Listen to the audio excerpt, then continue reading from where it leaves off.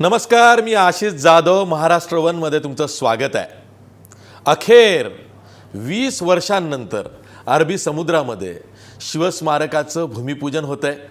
येत्या शनिवारी पंतप्रधान नरेंद्र मोदी यांच्या उपस्थितीमध्ये शिवस्मारकाच्या भूमिपूजनाचा सोहळा पार पडतोय. हो नाही म्हणत अनेक तडजोडी राज्य सरकारने या संदर्भात पर्यावरणवादी असतील, मच्छीमार संघटना असतील किंवा आणखीन काही विरोधक असतील ज्यांचा विरोध आहे त्यांच्याशी केलेल्या आहेत. एवढंच नाही तर सत्तेत भागीदार असलेल्या शिवसेनेची नाराजीसुद्धा दूर करण्यात सरकारला यश आलेलं आहे. हे जे शिवस्मारक बनतं आहे अरबी समुद्रामध्ये त्यावरती अनेक आक्षेप आहेत, अनेक वादांच्या भोवऱ्यात ते अडकलं आहे. पण अखेर अडथळ्यांची शर्यत पार करत या शिवस्मारकाचं भूमिपूजन होतं आहे, ही चांगली बाब आहे. या संदर्भातच आज आपण चर्चा करणार आहोत शिवस्मारक समितीचे अध्यक्ष, शिवसंग्रामचे आमदार विनायक मेटे यांच्याशी. विनायक मेटे, महाराष्ट्र वनमध्ये तुमचं स्वागत आहे. या क्षणाला राज्य सरकारची नेमकी कोणाबरोबर बोलणी चालली आहे आणि जे नाराज गट आहेत त्यांचं मन वळवण्यात तुम्हाला यश येतंय का?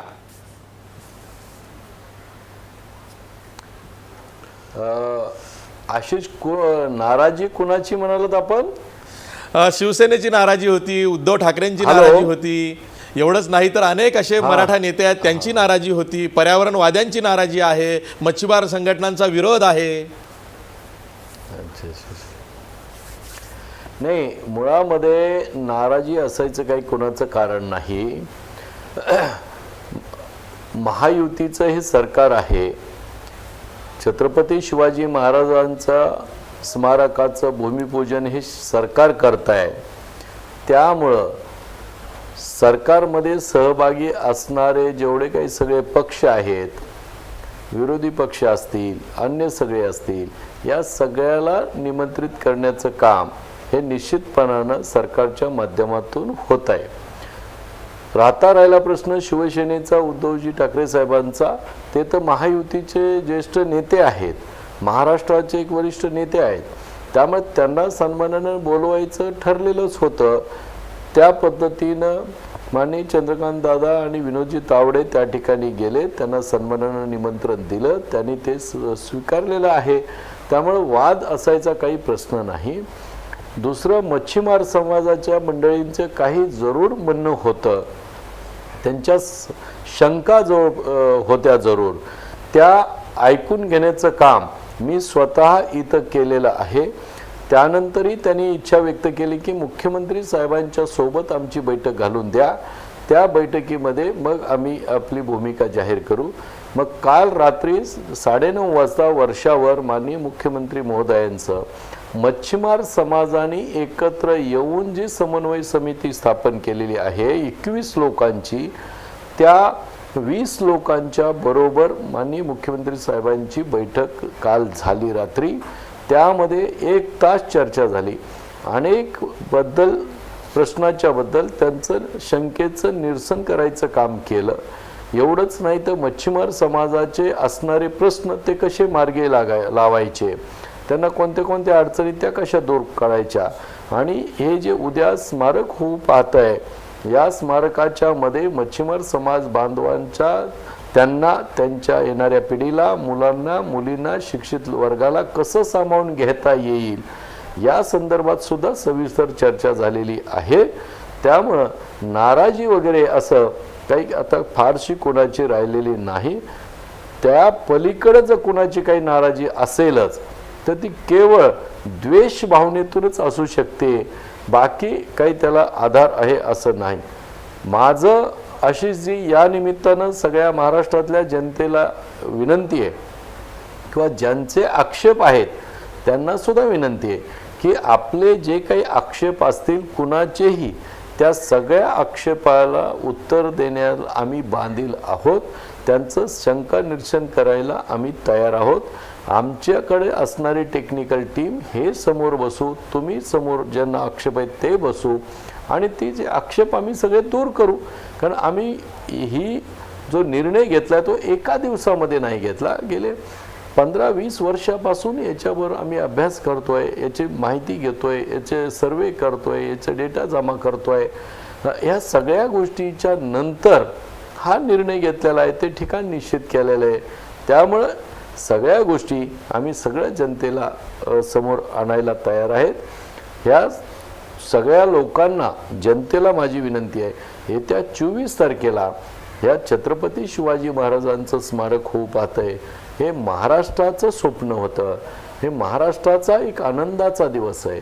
आपल्या दैवताचं स्मारक होऊ पाहतंय आणि जगामधलं सगळ्यात मोठं आणि अद्वितीय असं स्मारक उभं राहत असताना आपण त्याच्यामध्ये काहीतरी विघ्न आणणं हे सच्च्या महाराष्ट्रीयन माणसाला शोभू शकत नाही, त्यांना ते योग्य दिसू शकत नाही. आनंदाच्या दिवसामध्ये, जल्लोषाच्या दिवसात हे सगळ्यांनी सहभागी व्हावं ही विनंती आहे. विनायक मेटे, प्रश्न असा आहे की माजी मुख्यमंत्री पृथ्वीराज चव्हाण असं म्हणालेले आहेत की या शिवस्मारकाच्या बहुतेक महत्त्वाच्या परवानग्या त्यांच्याच सरकारच्या काळात झालेल्या आहेत आणि आता केवळ भूमिपूजन होतंय, पण त्यामध्ये सुद्धा श्रेयवादाचं राजकारण होतंय. हे शिवस्मारक भाजप सरकार हायजॅक करतंय. नरेंद्र मोदी यांच्या हस्ते या शिवस्मारकाचा आगामी मुंबई महापालिका निवडणुकीच्या पार्श्वभूमीवरती भूमिपूजन करून सेना भाजपमध्ये सुद्धा अंतर वाढतंय. त्यामुळे विरोधकांची टीका होते. अशी जी आपल्याला, तुम्हाला माहिती आहे, तुम्ही स्वतः, मी या प्रश्नावर गेले 30 वर्ष लढा देतोय, संघर्ष करतो, आपण स्वतः डोळ्यांनी पाहिलेला आहे, तुम्ही त्याचे साक्षीदार आहात. मुद्दा असा आहे की पृथ्वीराज चव्हाण साहेबांनी काय म्हटलं, त्यांनी राजकीयदृष्ट्या काय म्हटलं, आताच्या सरकारनं काय म्हटलं किंवा अन्य पक्षांनी काय म्हटलं, या राजकीय मारामारीमध्ये मला जाण्यामध्ये इंटरेस्ट नाही आहे. ही वस्तुस्थिती आहे की मागच्या काळामधल्या सरकारमध्ये काही परवानग्या ह्या मिळालेल्या होत्या, पण सर्व मिळालेल्या होत्या का, तर अजिबात नाही. त्यामुळे महत्त्वाच्या पर्यावरणाच्या पासून, एअरपोर्ट अथॉरिटीच्या पासून, त्या अशा अनेक काही ज्या महत्त्वपूर्ण परमिशन्स होत्या या सरकारच्या काळामध्ये स्वतः देवेंद्रजी फडणवीस यांनी जातीनं लक्ष घालून त्या मिळवलेल्या आहेत. त्यामुळं त्यांचं म्हणणं हे तसं पूर्णपणे काही बरोबर आहे असं म्हणता येणार नाही. या सरकारमध्ये झाले, मागच्या सरकारमध्ये थोड्याशा परवानग्या मिळाल्या, परंतु मागच्या सरकारच्या मध्ये ज्या पद्धतीनं याच्याकडे लक्ष देणं गरजेचं होतं, जी गती देणं गरजेचं होतं, ती गती देण्यामध्ये मात्र मागचं सरकार हे अपयशी ठरलं होतं. आणि म्हणूनच तर मी त्या ठिकाणी आग्रह धरत होतो, म्हणूनच तर माझे आणि मागच्या सरकारमधल्या अनेकांशी त्या ठिकाणी भांडणं होत होती की मराठा समाजाचे आरक्षण असेल किंवा शिवाजी महाराजांच्या स्मारकाचं असेल, याला गती देत नव्हते, न्याय देत नव्हते, पुढं आणत नव्हते. म्हणून तर आमचं भांडण झालं, म्हणून तर शेवटी महायुतीमध्ये मी गेलो. त्याचं कारणच हे आहे. त्यामुळं तरीही पृथ्वीराज चव्हाण साहेबांनी जे सांगितलं ते अर्ध सत्य आहे, पूर्ण सत्य नाही, एवढंच मी म्हणेन. विनायक मेटे, पुन्हा प्रश्न हाच आहे की इतका मोठा खर्च, म्हणजे 3600 कोटी रुपये खर्च करून 40 एकरावरती हे शिवस्मारक अरबी समुद्रात बांधलं जाणार आहे. पर्यावरणवाद्यांचा विरोध आहे, ग्रीन ट्रायब्युनलमध्ये याचिका केलेली आहे, राज्य सरकारला नोटीस आलेली आहे. त्यामुळे अनेकांना असं वाटतं की उद्या हायकोर्ट असेल, ग्रीन ट्रायब्युनल असेल, यात जर का हा प्रश्न खितपत पडला तर हा जो महत्त्वाकांक्षी प्रकल्प आहे शिवस्मारकाचा, हा कायमचा खितपत पडेल. असं अशी जी अजिबात होणार नाही, त्याची पूर्णपणाने आम्ही खबरदारी घेतलेली आहे. या स्मारकाची एक एक गोष्ट मागच्या सरकारने तपासून पूर्ण केलेली, या सरकारनं त्याच्याही पुढे जाऊन एक एक छोटी छोटी गोष्ट सुद्धा पाहण्याचं काम केलेलं आहे. आणि नंतरच पुढच्या प्रक्रिया, टेंडरच्या प्रक्रिया आणि ह्या सगळ्या सुरू केलेल्या आहेत आणि मग भूमिपूजनाचा समारंभ आम्ही आखलेला आहे. राहिला प्रश्न NGT मध्ये असेल, हरित लवादामध्ये असेल किंवा कोर्टामधलं प्रकरण असेल, कोर्टामध्ये प्रकरण हे जागेचं आहे आणि हरित लवादामध्ये स्मारकाचं प्रकरण आहे. तिथं त्यांनी काही आक्षेप त्यांचे नोंदवलेले आहेत 1-2 माणसांनी. त्या आक्षेपाला हरित लवाद कोर्टाने फक्त सरकारला आम्हाला तुमचं म्हणणं काय आहे हे मांडायला सांगितलेलं आहे. याच्या पलीकडे आम्हाला कोणत्याही प्रकारचं डायरेक्शन किंवा बंधन हे दिलेलं नाही. हे आपण या ठिकाणी लक्षात घेणं गरजेचं आहे. आपण कोणाचीही कसलीही केस जरी आपण कोर्टात कोणत्याही गेलो तर ते कोर्ट आपल्याला पुढच्याला बाजू मांडायला सांगतच. त्या पद्धतीनं केलंय. याचा अर्थ तिथं काही फार मोठं लवादामध्ये मोठं अडचण निर्माण व्हायला लागली, हे व्हायला लागले असं काहीही नाही. आणि इथं हायकोर्टामध्ये तर जागेचं प्रकरण आहे, कार्यालयाच्या जागेचं. तिथं तर जे माणसं गेले आहेत त्यांचा इथं अर्थार्थी काहीही संबंध नाही, पिढ्यानं पिढ्या संबंध नाही. तरीही काही लोकांना विघ्न करणं, आडकाठी करणं हा त्यांचा धंदा आहे. तर त्याला दुसरं काय येऊ शकतं आडकाठी करण्याशिवाय? तसे ते करतात. परंतु आईभवानीच्या कृपेनं सगळं काही व्यवस्थित होईल, याच्यामध्ये कोणताही अडथळा अडचण येणार नाही, ही मी आपल्याला आणि महाराष्ट्राला पूर्णपणाने खात्री देऊ इच्छितो. विनायक मेटे, ब्रेकवर जाण्यापूर्वी एक छोटा प्रश्न तुम्हाला विचारतो की 24 तारखेला हा जो भूमिपूजनाचा कार्यक्रम होणार आहे पंतप्रधान नरेंद्र मोदी यांच्या हस्ते, तो नेमका कसा असेल, कुठनं ते भूमिपूजन होईल, कशा पद्धतीनं असेल सगळं?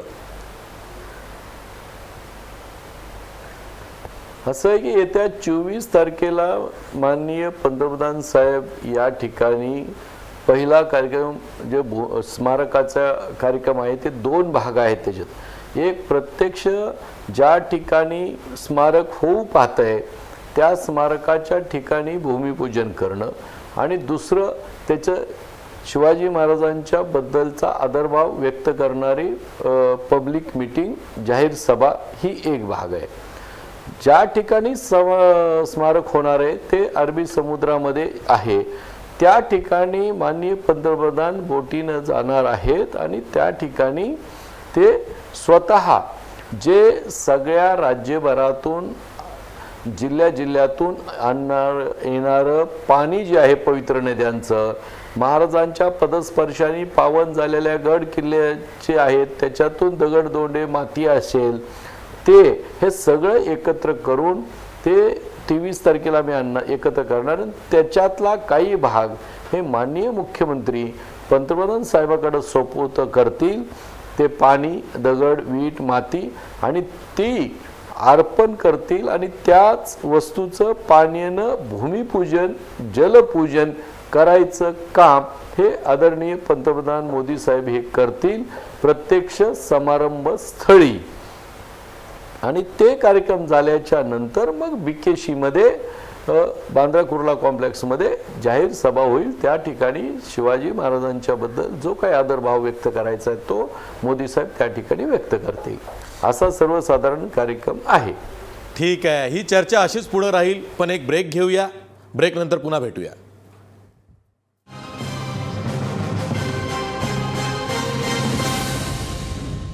ब्रेक नंतर पुन्हा तुमचं स्वागत. आपल्यासोबत शिवस्मारक समितीचे अध्यक्ष विनायक मेटे आहेत. विनायक मेटे, 24 डिसेंबरला शिवस्मारकाचं भूमिपूजन जे होतं आहे त्यामध्ये भूमिपूजनाचा, जलपूजनाचा मान हा छत्रपतींचे वंशज उदयनराजे भोसले आणि संभाजीराजे यांनाही देण्यात येणार आहे का, आणि तो निर्णय का घेण्यात आला? नाही, असं आहे, छत्रपती शिवाजी महाराजांचं हे स्मारक होऊ पाहत आहे. छत्रपती शिवाजी महाराज हे महाराष्ट्राचं दैवत आहे, तुमचा आमचा प्राण आहे.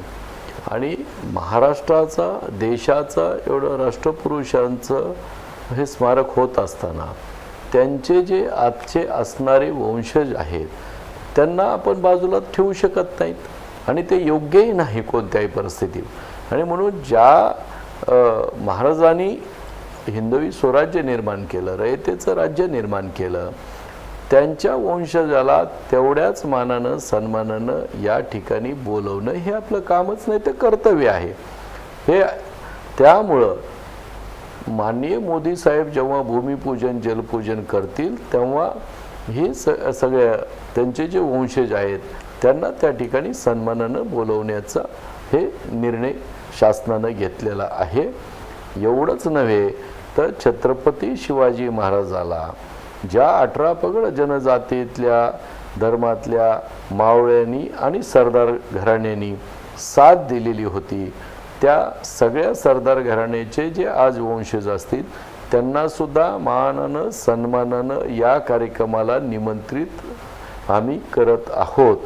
तशा पद्धतीचे आमचे निमंत्रणं सुद्धा अनेकाला गेलेले आहेत. त्यामुळं या सगळ्यालाच निमंत्रित करण्याचं काम अगदी सन्मानानं, त्या माध्यमातून एक प्रकारे त्यांचं ऋण हे राज्य व्यक्त करण्याचा हे एक छोटासा प्रयत्न आहे, एवढंच आहे त्याच्यामध्ये. आणि ही चांगली गोष्ट आहे आशिषजी. विनायक मेटे, विरोधकांचं म्हणणं वेगळं आहे. एक तर शिवस्मारकाचा इव्हेंट होतो आहे, शिवस्मारकाचा वापर हा राजकीय फायद्यासाठी भाजप करत आहे आणि या संपूर्ण कार्यक्रमाला भाजप राजकीय स्वरूप देत आहे अशी टीका होते. नाही, असं आहे की सरकार महायुतीचं आहे, त्यामध्ये भारतीय जनता पक्ष सगळ्यात मोठा पक्ष आहे, नंतर शिवसेना आहे आणि नंतर आम्ही 4 घटक पक्ष आहे. आता हे सरकारचा कार्यक्रम असल्यामुळं सरकारमध्ये भारतीय जनता पक्ष, शिवसेना आणि महायुतीचे सगळे लोक सहभागी असल्यामुळं साहजिक आहे की या कार्यक्रमामध्ये जास्तीत जास्त जे कार्यकर्ते आहेत त्या कार्यक्रमामध्ये सहभागी होतील. परंतु हा कार्यक्रम काही पक्षीय कार्यक्रम नाही आहे, हा कार्यक्रम सरकारचा आहे. त्यामुळे ज्या शिवप्रेमी, ज्यांचं शिवाजी महाराजांवर प्रेम आहे असे सगळे मंडळी तिथे येत आहेत, आणि जे येणार नाहीत त्यांचं काही प्रेम नाही असंही त्याचा अर्थ होऊ शकत नाही. ज्यांना ज्यांना शक्य आहे ते सगळे येऊ शकतील ना तिथं. ते काही याला हे आले तर त्यांनी यायचं नाही वगैरे असं बंधन असायचं काहीच कारण नाही आहे.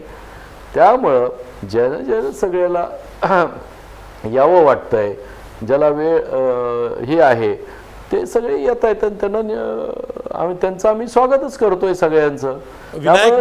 विनायक मेटे, माझी पत्रकार म्हणून एक सूचना आहे आणि एक मागणी सुद्धा आहे.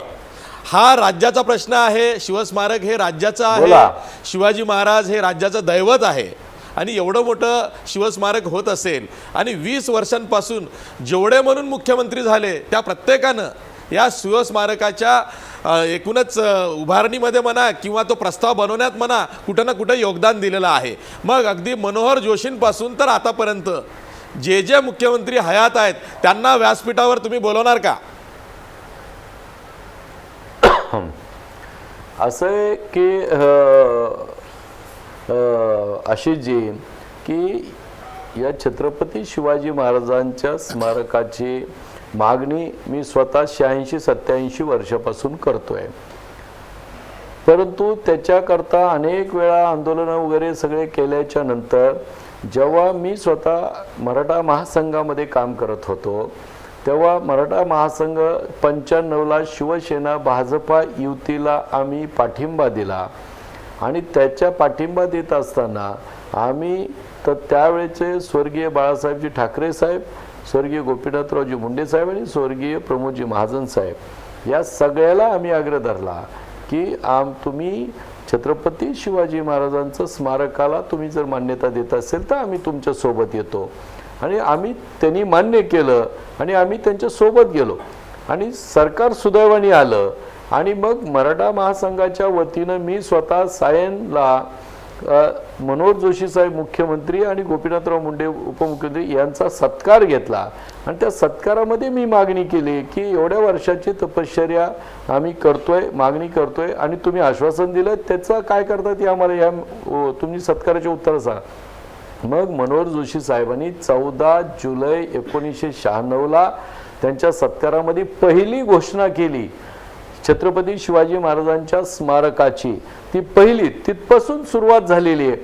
तिथून मग जोशी साहेबांच्या म्हणजे सुधीरभाऊ जोशींच्या अध्यक्षतेखाली समिती त्यांची आणि माझी बनली. मग अनेक लोक पुढे गेले परंतु त्याला गती मात्र मिळाली नाही. त्यामध्ये गती देण्याचं काम हे खऱ्या अर्थानं झालं विलासराव देशमुख साहेबांच्या काळात, पण नंतरही फार गती मिळाली नाही. पण नंतर याला गती मिळाली की शेवटच्या आता 13-14 मध्ये थोडीशी गती मिळाली. ती सुद्धा त्याला सुद्धा किती मोठं आंदोलन उभारावं केलं, सगळीकडे मोर्चे केले, हे केले, सगळं केलं. त्यामुळं बैठका होणं, फक्त पुढं हे करा ते करा हे सांगणं एवढं अनेक वर्षाच्या मध्ये झाले.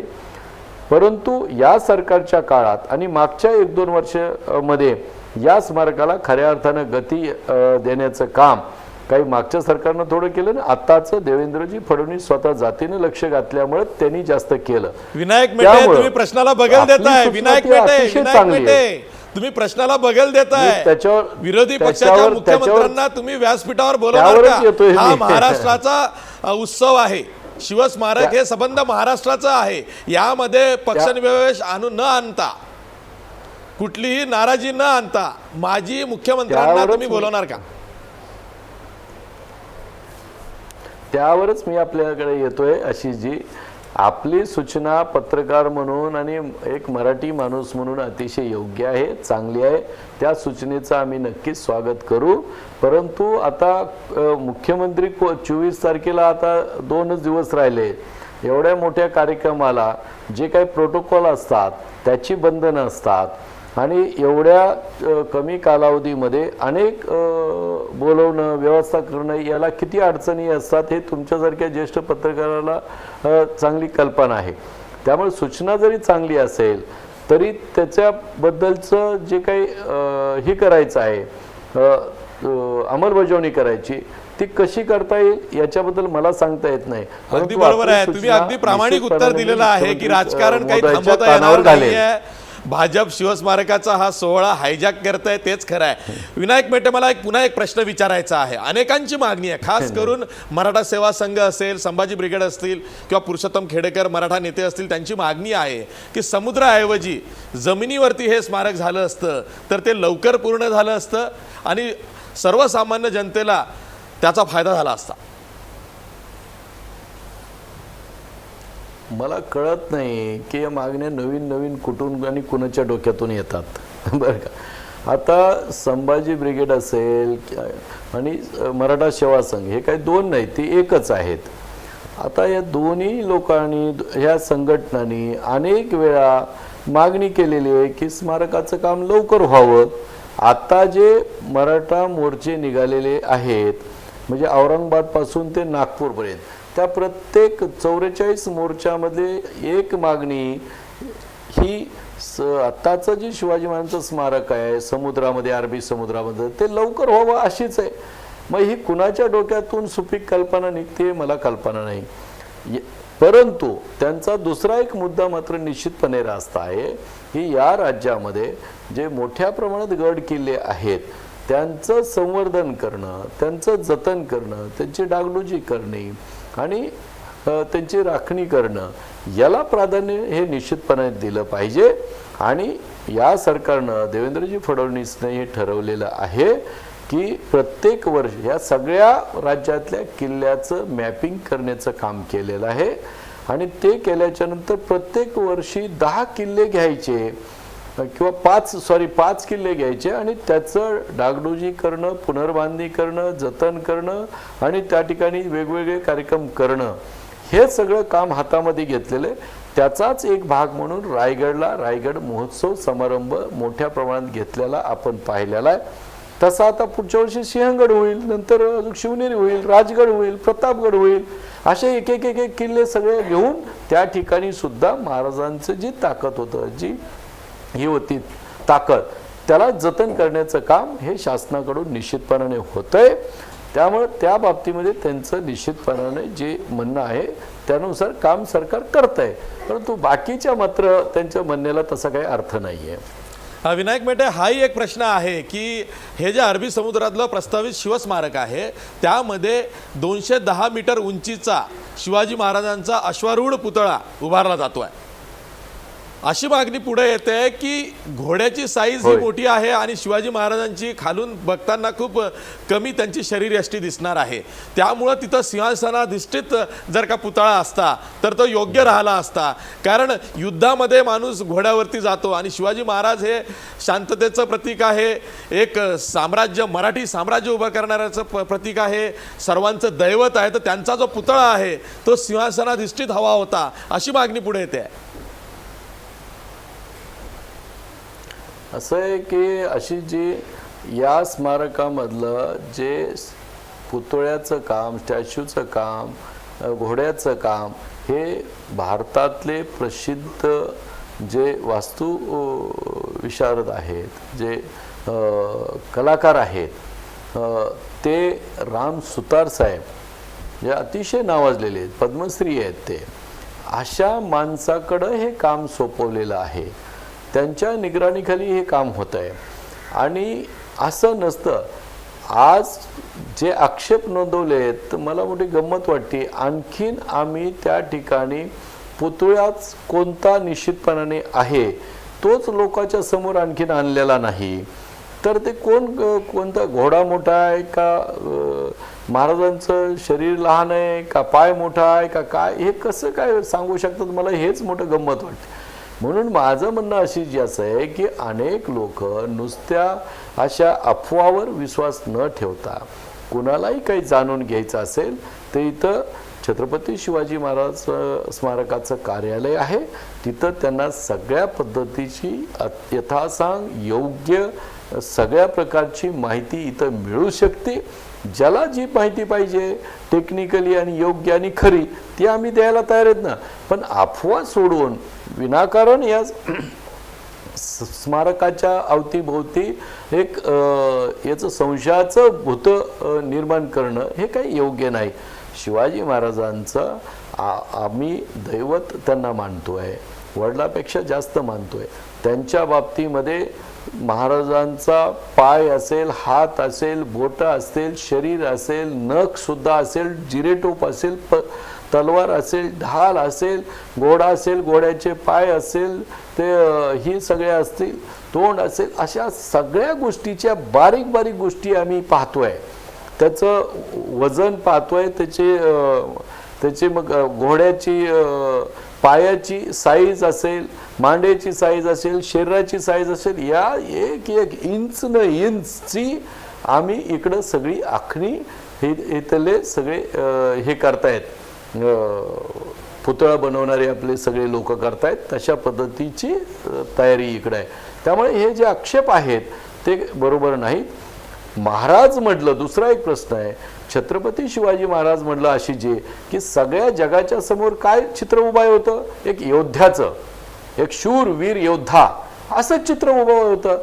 ते काय शांतपणे बसलेले वगैरे असं कुठं चित्र आपल्या डोळ्यासमोर येत नाही. त्यामुळे योद्ध्याचं चित्र, आपलं शूरवीरपणाचं चित्र हे घोड्यावरच शोभून दिसू शकतं. आणि म्हणून त्यांचं जे काही प्रतीक आहे ते घोड्याच्या माध्यमातूनच समोर लोकांच्या जाणं योग्य आहे. आणि तीच प्रतिमा त्यांची जायला हवी संपूर्ण जगभर आणि पुढच्या पिढीच्या काळामध्ये सुद्धा, पुढच्या पिढीच्या मनामध्ये सुद्धा. आणि म्हणून त्यांचं कर्तृत्व एवढं मोठं होतं, पराक्रम एवढे मोठे होतं की तीच प्रतिमा ते जाणं अत्यंत आवश्यक आहे. आणि म्हणून आम्ही घोड्यावरचाच शिवाजी महाराजांचा पुतळा करण्याचा निर्णय घेतलेला आहे. ठीक आहे. खरं तर आता शनिवारी भूमिपूजनाचा जो सोहळा होतोय ते पंतप्रधान नरेंद्र मोदींच्या हस्ते होतोय. आणि एकदा नरेंद्र मोदींच्या हस्ते भूमिपूजन झालं की संबंध देशभर महाराष्ट्र हा शिवाजी महाराजांचा आहे, शिवाजी महाराज हे महाराष्ट्राचे आहेत, हे चित्र जाणार आहे. त्या दृष्टीनं सुद्धा याकडे बघितलं पाहिजे. वाद आक्षेप हे येतच राहतील. पण आता आपण एका चांगल्या नोटवरती अनेक अडथळ्यांची शर्यत पार करून अखेर हे शिवस्मारक बनतंय, त्याचं भूमिपूजनाचा मुहूर्त निघालेला आहे. ही महाराष्ट्राच्या दृष्टीनं जमेची बाजू आहे. आज आपण इथंच थांबूया. विनायक मेटे, तुम्ही महाराष्ट्र वनमध्ये आलात त्याबद्दल धन्यवाद. बघा फक्त महाराष्ट्र वन.